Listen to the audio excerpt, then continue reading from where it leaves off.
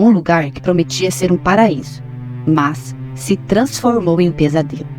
Prepare-se para começar a história arrepiante dos eventos que levaram duas irmãs, Tracy e Brenda, a se perderem na selva da Guiana.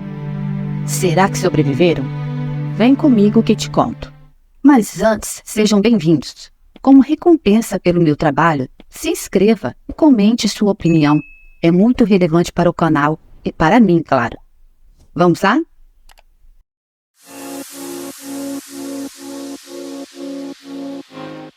Em 1966, Gerald Parks mudou-se com sua família para Redwood Valley, Califórnia, devido à preocupação com a Guerra Fria e um possível desastre nuclear. Eles vieram de Ohio, que incluía sua esposa, Patricia, e seus filhos, Dale, Brenda e a recém-nascida Tracy. Os Parks foram seguidores do reverendo Jones e se juntaram a muitos outros em Redwood Valley. 7 anos depois, em 1973, Jones anunciou o projeto agrícola do Templo do Povo, mais tarde conhecido como Jonestown, uma cidade paradisíaca na América do Sul. Enquanto Gerald e Patricia viam isso como uma oportunidade, Tracy não estava entusiasmada. Em 1º de agosto de 1977, um artigo na New West Magazine condenou o Templo do Povo por alegação de abuso, levando mais seguidores a se mudarem para Jonestown. As famílias deixadas para trás estavam preocupadas com seus entes queridos, que não entraram em contato por meses. Em 17 de novembro de 1978, o senador Leo Ryan, da Califórnia, voou para a Guiana com sua equipe para investigar o que estava acontecendo em Jonestown. Sua missão era determinar se as pessoas estavam sendo mantidas contra a vontade, e se fosse o caso, resgatadas. Ao chegar ao acampamento, Ryan encontrou uma cena surpreendentemente feliz, com crianças brincando e adultos dançando. No entanto, havia algo suspeito no ar, algo escondido por trás dos sorrisos. A verdade sobre Jonestown estava prestes a ser revelada. Enquanto um dos jornalistas passava pelo pavilhão, um homem entregou secretamente um bilhete a ele. A nota dizia: "Ajude-nos a sair de Jonestown." No dia seguinte, 18 de novembro, às 11h30, a mãe de Gerald, Edith Parks, abordou o senador Ryan e disse: "Estamos sendo mantidos prisioneiros aqui." Surpreso, o senador Ryan perguntou a Gerald se isso era verdade. Gerald respondeu: "Estamos aqui há 7 meses e meio. Queremos ir para casa." Ninguém pode imaginar o horror que Gerald e sua família passaram, mas, nas próximas 72 horas, a vida de Tracy, de 12 anos, se tornaria ainda pior. A história de Tracy começa em Redwood Valley, anos antes. Ela nasceu no Templo do Povo, onde aprendeu desde cedo que Jim Jones era um homem escolhido por Deus. Em uma reunião, Jones fez uma mulher em uma cadeira de rodas se levantar e andar, o que emocionou a multidão. No entanto, Tracy mais tarde descobriu que essa mulher era uma das secretárias de Jones, contratada para o espetáculo. Tracy compartilha que, inicialmente, via Jones como uma figura carismática, mas, com o tempo, percebeu o mal por trás das reuniões, incluindo cerimônias de cartaz, onde os membros eram punidos publicamente por transgressões, por rebeldias, ou por somente andar com pessoas que não sejam da comuna. Conforme a família Parks se preparava para seguir Jones até a Guiana, Tracy estava profundamente perturbada e não conseguia entender por que seus pais estavam indo, apesar das bandeiras vermelhas que ela já percebia, sinal de um regime opressor que estava chegando.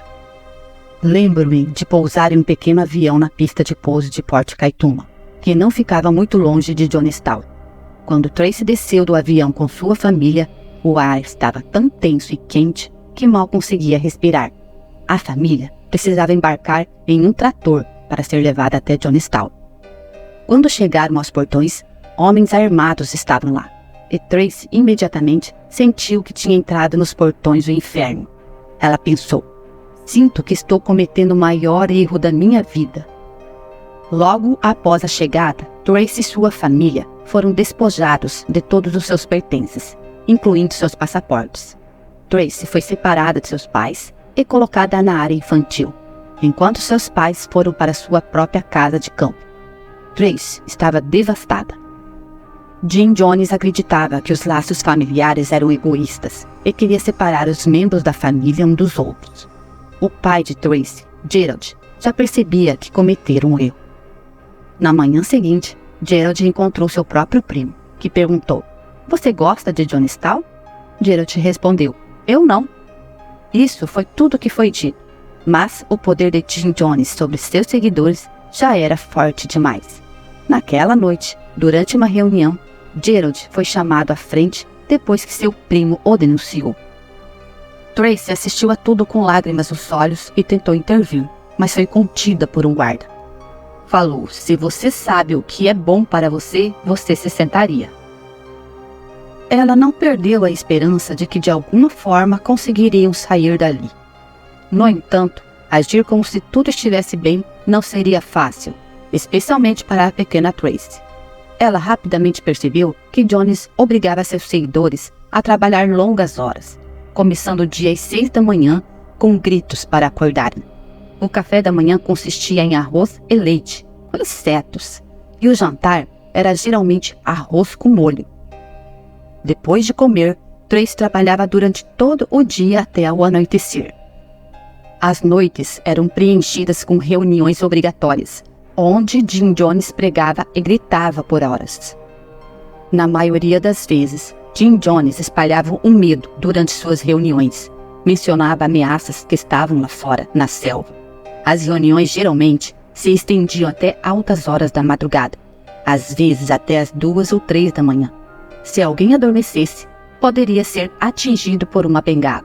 As crianças também eram forçadas a permanecer acordadas, deitadas no chão, incapazes de manter os olhos abertos. Além disso, havia as noites brancas, as reuniões mais terríveis de todas. Nessas ocasiões, Jim Jones forçava todos a beberem um ponche de frutas que poderia ou não estar envenenado, como um teste de lealdade. Gerald Parks sabia que para Jim Jones essas noites eram ensaios, mas ele também temia que um dia não fossem ensaios de fato. Desde 1976, Jones e sua equipe haviam comprado cianeto, preparando-se para o assassinato em massa dos seus seguidores. Gerald percebeu a urgência da situação, mas a densa floresta da Guiana era uma das mais perigosas da América do Sul, e Jim Jones usava esse fato para manter todos sob controle. Em 17 de novembro de 1978, Jim Jones informou os seguidores que o senador Ryan estava a caminho e queria evitar uma crise. Ele tomou precauções, preparando mentalmente todos para se comportarem bem. Quando o senador Ryan chegou e assistiu a um grande espetáculo musical, com todos aparentemente felizes, Tracy percebeu que se o senador fosse enganado, ninguém mais viria salvá-los. O coração de Tracy dá um salto e se aperta. Na manhã seguinte, 18 de novembro, Gerald e sua mãe se aproximam do senador Ryan e finalmente revelam a verdade, dizendo que estavam em Jonestown há 7 meses e meio e queriam ir para casa. O senador Ryan fica surpreso, mas promete que eles retornariam aos Estados Unidos naquele dia. Mas seu pai não está tão certo disso.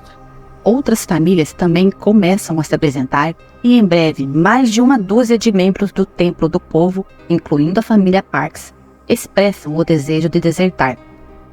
Jim Jones confronta a família Parks. Embora Jones esteja claramente chocado com a notícia, ele não faz um grande escândalo. Tracy, em estado de choque, começa a chorar enquanto enxuga os olhos com seu chapéu, dominada pelo medo absoluto. Enquanto o senador Ryan acredita que pode levar essas pessoas com segurança de volta para casa, ninguém mais está convencido disso. Enquanto os desertores carregam seus pertences no trator que os levará para fora de Jonestown, o caos começa a se espalhar, com membros expressando raiva e desespero. A estrada para a pista de pouso tem 6 milhas de extensão e está em péssimas condições. A tensão é visível em todos os rostos, mas ninguém diz uma palavra. Quando finalmente chegam à pista de pouso em Porto Caitumá, 33 pessoas se preparam para embarcar em 2 aviões, separando a família Parks. O cinegrafista que acompanha o senador Ryan está com a câmera ligada e continua gravando, mostrando Parks se aproximando do avião com sua família atrás dele. No entanto, um caminhão chega à estrada de terra atrás deles, transportando homens armados. Eles foram seguidos. Os pistoleiros abrem fogo imediatamente. Patricia Parks é morta a tiros. Arrancam o topo da sua cabeça. Assim como mais 4 pessoas na pista de pouso, incluindo o repórter da NBC, Don Warris, e o senador Ryan. O cinegrafista Bob Brown também é morto, e muitos outros ficam gravemente feridos. Tracy, entretanto, está no outro avião com seu irmão dele, e Parks não tem certeza se eles ainda estão vivos. Tracy não consegue tirar o cinto de segurança. Ouve sua mãe gritando. Finalmente o tiroteio cessa e o caminhão de agressores vai embora. Parks fica ali parado por alguns segundos, como se estivesse em um sonho ruim, pensando que isso não poderia estar acontecendo. Estávamos esperando a qualquer momento que eles voltassem. No avião menor, um homem que havia fingido ser um desertor abre fogo a queima-roupa. Depois de atirar em um dos adultos, ele aponta sua arma para Dale, o irmão de Tracy. O som do tiro é ensurdecedor e parece que a bala fez o meu irmão voar para trás. Saí do avião e corri até aquela pista de pouso.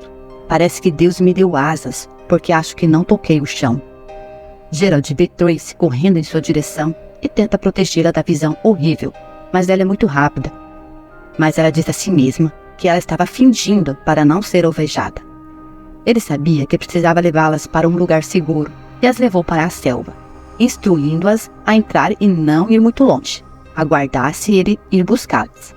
Enquanto isso, Parks volta até sua mãe e permanece na pista de pouso, enquanto Tracy, sua irmã Brenda e 3 outras crianças estão sozinhas na selva.